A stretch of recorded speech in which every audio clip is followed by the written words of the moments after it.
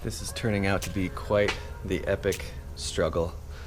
I knew it wasn't going to be easy to pull the motor, and it's living up to expectations. So let's look at the list where we're at. All right, so we've gotten pretty much everything out of the way. Now we're just down to releasing the motor itself. So bell housing bolts and engine mounts, and then torque converter. Those are the only things that are left that are actually attaching the motor to the chassis. So I'm going to get the bell housing bolts to crack today. Hopefully I can get down to the torque converter. That can be a little tricky, so I'm curious to see how we're going to make that happen. But let's get to it. Okay, so from what I understand, there are 4 bolts attaching the transmission to the motor on an EJ22. So there's these top 2 bolts right here. There's one right here, and then there's one right here by the starter. I guess there's 5, sorry, because there's one here on top with the starter, there's another one on the bottom of the starter. So those, as I understand, are bolts, and then there are 2 down by the axles, and those are nuts. So 5 total, and yeah, so we're gonna try to get this top one to crack. All right, here we go. Oh, there we go, nice. And again, PB Blaster has come to the rescue. I soaked this overnight, and then I shot it again this morning. So that one is free and spinning. Yeah, I shot it again with PB Blaster this morning. I soaked it overnight and then came back out this morning and shot it with more. So that one is spinning, so let's go get the starter, and we'll make sure that one spins too. All right, let's see. It's not the best angle here, I understand, but it's really hard to see down here, so I'm just gonna see if I can get it to crack. Oh, there it goes. Nice, very good. Okay, so these upper ones are both spinning. That's great. So now I need to move down under the car to get the bolt on the bottom of the starter, and then yeah, just try to crack loose the 2 nuts, and yeah, we'll see how accessing those nuts is. From what I've read and seen, they're kind of hard to get to. I might just have to remove the wheels when I jack up the car. That might give me enough room to get up and around the axle and break them loose. Let's try it.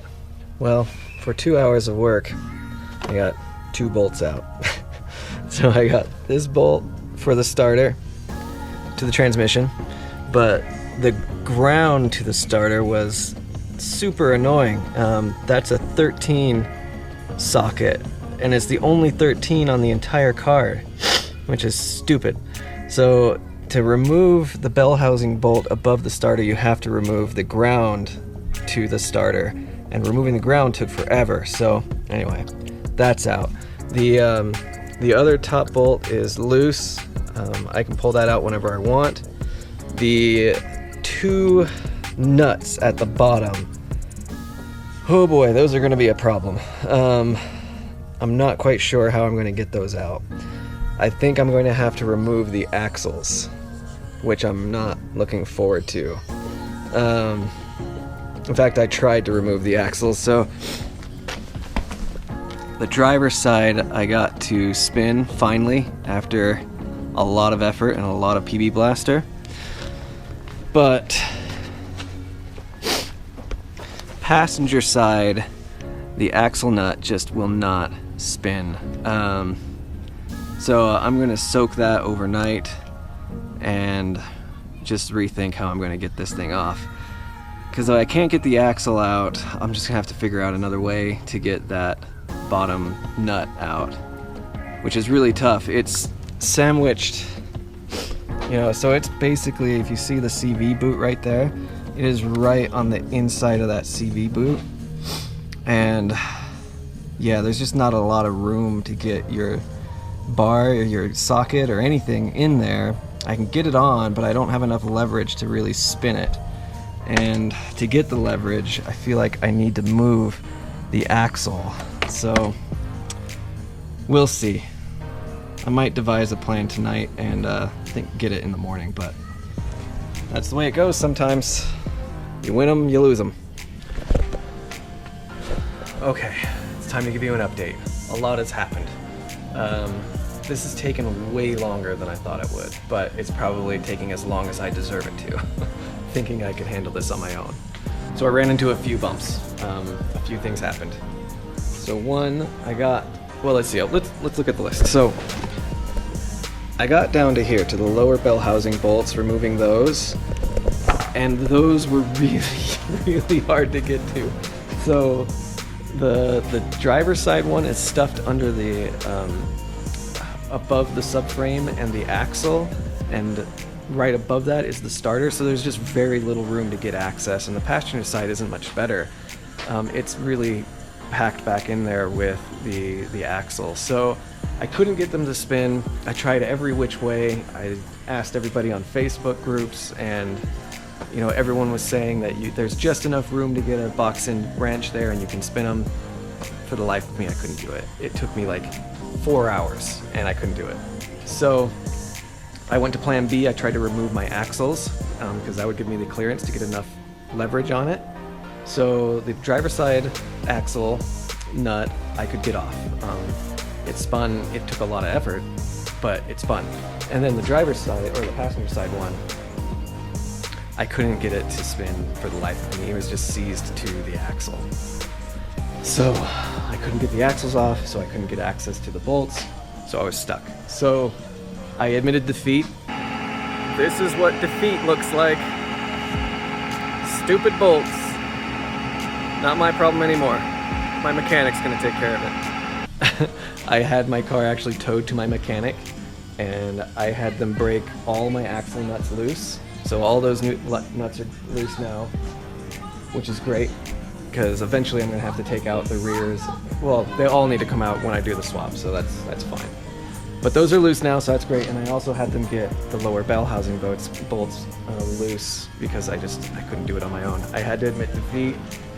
It sucks, but sometimes it be like that. But that leads me to my next step.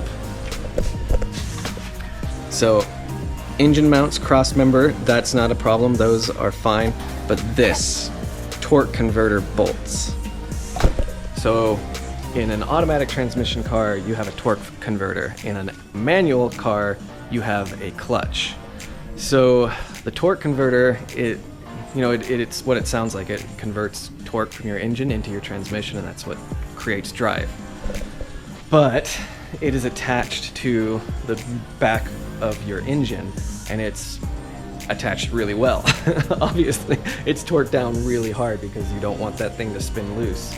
It'd be catastrophic. But getting access to torque converter bolts is no small feat. So let me show you. This is your transmission. This is your engine. And there's this little window right here. So on Subarus, there's a little plastic cover that looks like that. You take that cover off, and then that right there is a torque converter bolt. There's 4 of them. And so to get those bolts, you have to go to your front crankshaft and you crank the motor, and that bolt comes into view and you can get to it. Problem is, there's all of this stuff in the way. You can't get to it. So the throttle body sits right here, and it obscures any top view. You can't get it from there, which is why I removed my throttle body and put it over there. You can't get through it from here. That's what I heard, is like if you move your power steering pump, you can snake your way through under the manifold and get a clear shot. You can't. I don't know what witchcraft these guys are doing, but you can't do that. There's no way. So really, the only way to get to it is from the top. So I've had to move the throttle body, and it was good. It was going great. I got 3 of them off, no problem. The 4th one, I could not get to budge. It was stuck on there so bad. And if you look closely, like, you see how it's really shiny? That's because it is almost rounded off. So I had to take a break. I stepped away from it for like a week just because I was getting so mad and I was gonna do something terrible and round that thing off completely. And that would be game over. If I couldn't get that bolt out, it would just be a complete disaster. So I took time away, I did some research, I went out and tried to figure out how to get that bolt out, which leads me to today. So let me show you how we're gonna solve for that. So I went and bought this bolt extraction kit. So I'll show you what makes that special.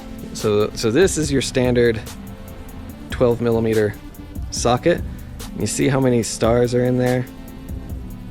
Like that helps you grip a lot of different sizes of bolts, right? You can get, there's 6-point sockets, which are better, but I don't have 6-point sockets, which, side note, I'm going to get some now. But these are great for, you know, everyday bolts. They're not so great for bolts that are really stuck on things. And this is why I almost rounded that torque converter bolt. So this was not great, not helping me. But this is an extraction bolt. So you see how like it looks like a star in there and it has these sharp edges. Those edges will grip that bolt and spin it. So that's what I'm gonna do right now and break that bolt loose. Okay, let me show you how close I was to being completely boned. Okay, so this is one of the torque converter bolts. So this one came out no problem. You notice it's nice and clean. This is the torque converter bolt that was stuck. Look at that. Like, it is almost completely rounded off.